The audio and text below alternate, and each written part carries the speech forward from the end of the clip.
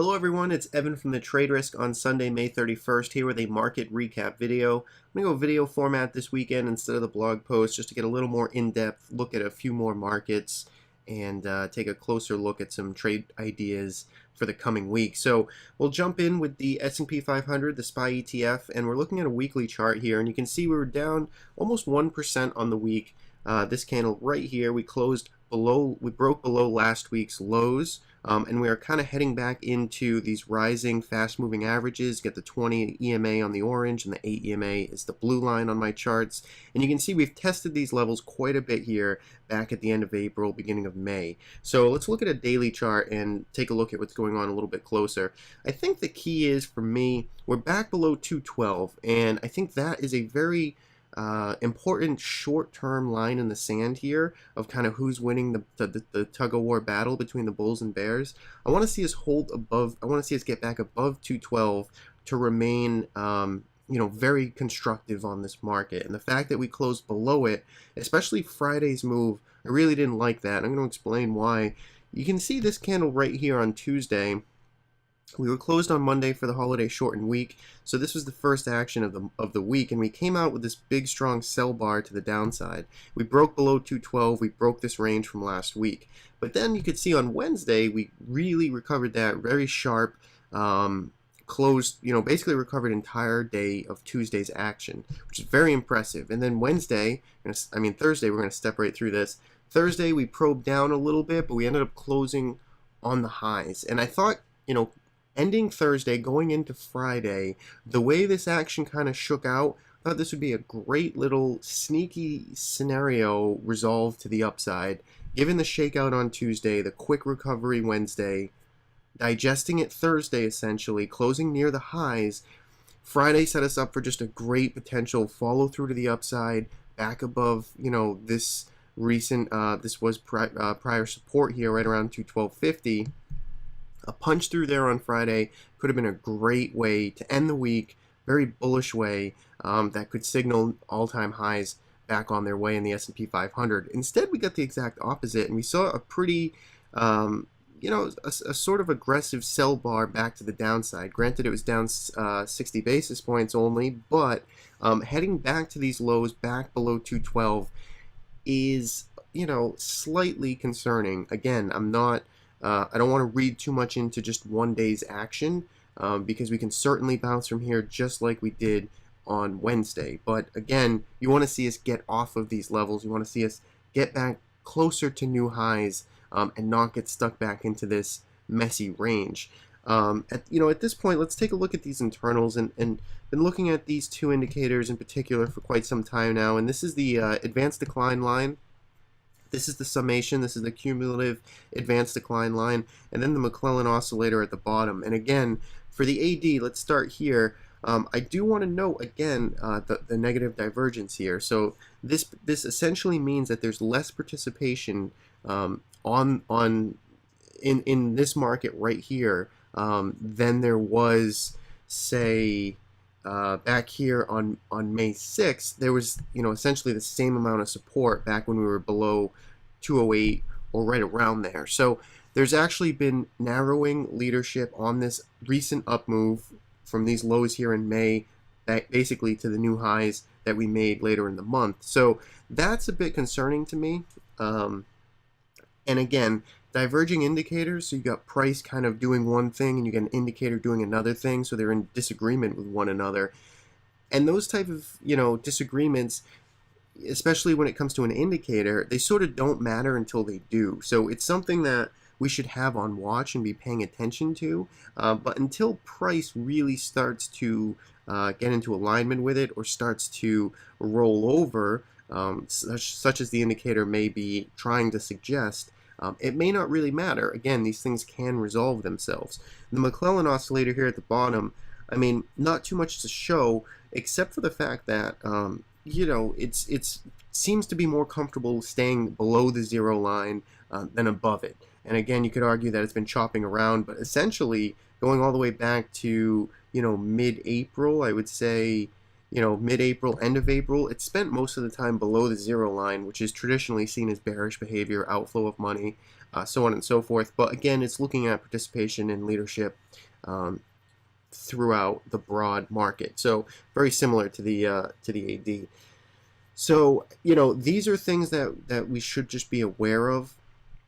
We are in a bull market. These all tend to resolve themselves higher. That's been how we've been trained for the past 3 or 4 years in this bull market, that these don't matter at all, and low interest rate environments, price is going to head higher. So we'll see if this actually does make a difference, but I think it's something you do want to be aware of because it is still persisting out there. As far as me, and it may sound like I'm a very bearish view on the market, I'm net long this market. I got the lowest exposure I've had on in recent couple of weeks. I mean, certainly recent weeks, maybe a month or two. With about 40% long. So I got that 1 foot in the door, 1 foot out the door, and I'm just waiting to see what happens here. But again, as bearish as I may sound, I'm really just being a concerned bull, a cautious bull, because my money is still on the long side because price action definitively hasn't told us to get short or to, sell everything and get neutral and be super defensive. In particular, if you look at the other indices, look at the IWM, this is sort of, again, this is just middle of the range between 120, 126. I think it's going to be here for some time. Not too interesting to me. Again, it's very just neutral where it is. I think there's going to be a lot of chop. The Qs, though, are the most constructive that we have here for the bull case. They are near recent highs up here. They're above the fast-moving averages. So they're still holding up pretty well in the broad context. And so with that, let's look at some sectors, because here's where the sectors get split. The SMH, for example, the semiconductors, this is monster, bull behavior right here. You'd look at this index by itself and you'd think, what divergence is, what concern do you have? Everything's fine here. So you do have this leadership. You even have the XLV, which, Friday's action cooled off a little bit, tried to break out.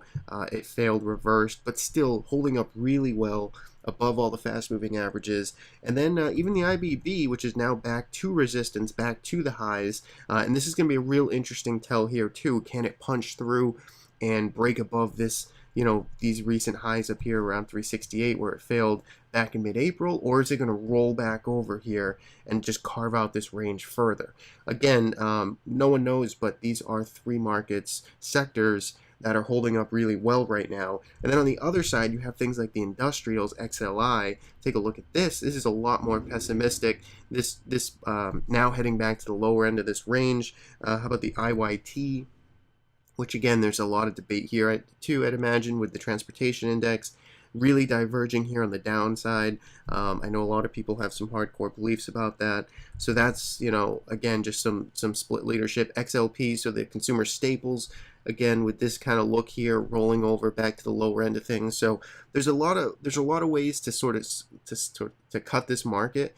If you want to be long, stay with the IBB, stay with the semiconductor, stay with those leading names. I think that's the way you play this. If you want to sort of look at those internals in the market and look for a potential breakdown in the future, then get into the industrials, get into some of these other sectors that are breaking down. I think there's room for both in this type of environment. So I think that's what I have to say about the indices right here. Let's look at some other markets. TLT is continuing its bounce. It found support between this 118 to 119 level. It's now bounced. So it's kind of sitting in no man's land. Let's see what TLT likes to do here. USO got a nice bounce on a Friday, up almost 4%. So back above the $20 level. And it's still sort of, debatable, still arguably in this little flag kind of digestion pattern there. So let's see if it gets some continuation next week. I think USO, is looking like it wants to get back in play. Meanwhile, natural gas is not. It rolled over really hard, twice as fast as it made this move from these lows back up to $15. It's given it right back in about half the time. So UNG still just signaling that it needs time. It's working out, in a longer term range base, however you want to think of it. UNG just looks like it needs a little more time.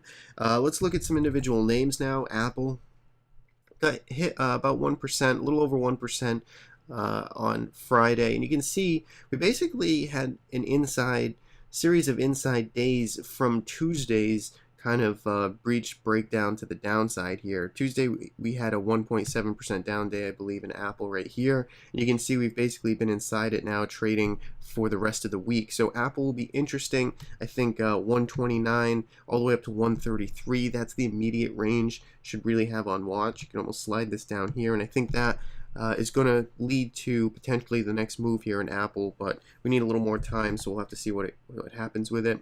Facebook rolled over a bit, couldn't quite reclaim this $81, tried to. It basically needs to hold these lows. You don't want to see it get too much lower, otherwise, again, it's just going to kind of be a forgettable candidate in this longer term range. So Facebook, you want to see that one get going. Now, Twitter had a promising look on Thursday. You can see this nice green bar was, trading all the way up to, 37.30 just about, and got faded a little bit. Didn't see any follow through on Friday, so we'll have to see. I mean, it looks like you got a short-term level to work against right above $36. Let's see if it can continue to hold that level and maybe build some sideways action here before potentially reversing back to the upside. We'll have to see there. Netflix still holding up really strong. Again, this is the cream of the crop to the upside here. It's riding above this 8 EMA. Continuing to reward the patient bulls that are in this, so congrats to those who are, and we'll have to see what happens with that, but still looking super strong there.